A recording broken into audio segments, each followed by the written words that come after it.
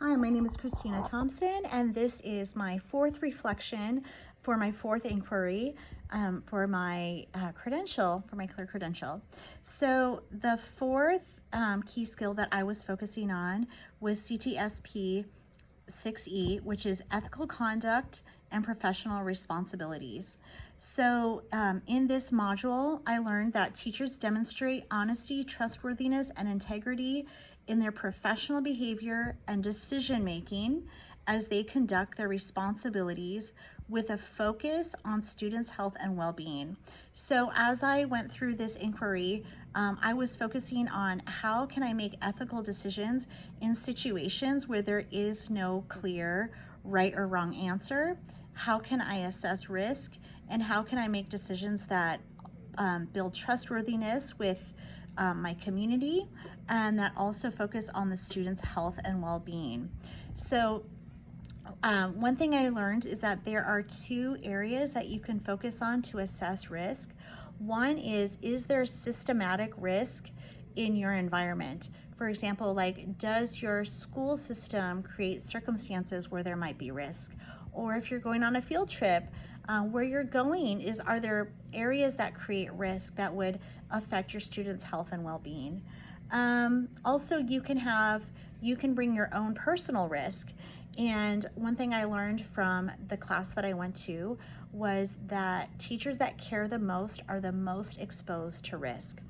So he talked about you can have risk in your own personal beliefs about something, and you can have risk by taking on too much responsibility when you should share that responsibility with others. So I applied all that I learned to planning a field trip, because there are multiple areas of risk when you're taking a bunch of TKers to a field trip. So the first thing I did was I consulted my school's procedures and protocol for going on a field trip, and that itself, my school district does a lot to mitigate risk by having you follow a step-by-step process to get ready for a field trip. So we had to order a bus, and in the bus system there's going to be risk. You're putting students on a bus, so we had to consider, are there seat belts? How do we get the students on and off the bus? Things like that. We had to think about the students' health when ordering lunches. We had to make sure that we knew from the parents like who was bringing a lunch, who was not bringing a lunch, and we had to make sure weeks in advance that enough school lunch students would have a lunch that affects their health. We had to take a class on caring for students who might have an allergy. So we learned how to use an EpiPen.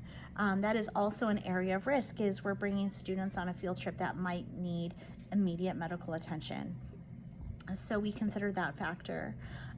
Once we were at the field trip, I had to consider the risk that was posed by the museum, which I actually did find risk while we were there. There was a door that was open, and there were workers coming back and forth.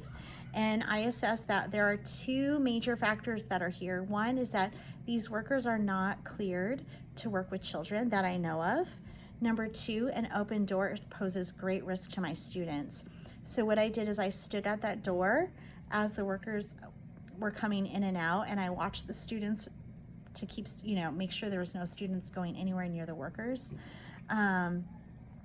So fortunately that happened at the end of our field trip, where it was our turn to then leave. However, that was a risk. One other risk factor that I had to consider was parent volunteers. Do I have parent volunteers, one, that are cleared with my school? That involves a background check, that involves a TB test. And two, am I bringing volunteers that I know can watch children well in a museum? So those were all factors that I had to consider. I also applied my learning about professional responsibility and the wellness of students with a student in my class. I had a student that I was having a lot of difficulty with, and I thought, well, maybe I am taking on too much. Maybe there's another professional that needs to come in and evaluate this student. So I chose, after speaking to a colleague, to go through an SST, a student study team, to make sure that I wasn't missing anything and to make sure that I had the best advice I could to care for this student. I also had one other ethical situation that involves potty training in a student, because I wanted to move more quickly with potty training a student, and the parents were not, were slower in their approach to potty train their student. And so, in my opinion, that was kind of an ethical conundrum. And I just kept checking in with the parent. How are we doing? How are we doing? How can I help? Because I had to consider respecting their right to parent their child, but also knowing that I needed to care for the well-being of the student to get them ready for kindergarten. So I just was very careful through that situation.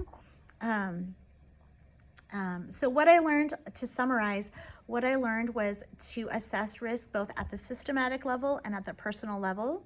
I applied it to a field trip, I applied it to a student who had issues in the classroom, and I applied it to a student who was potty training. So I learned that it's really important that we develop trust within our community. We make choices based on trust, that we focus on our students' health and well-being, and that we focused on our own integrity and our own trustworthiness. So thank you.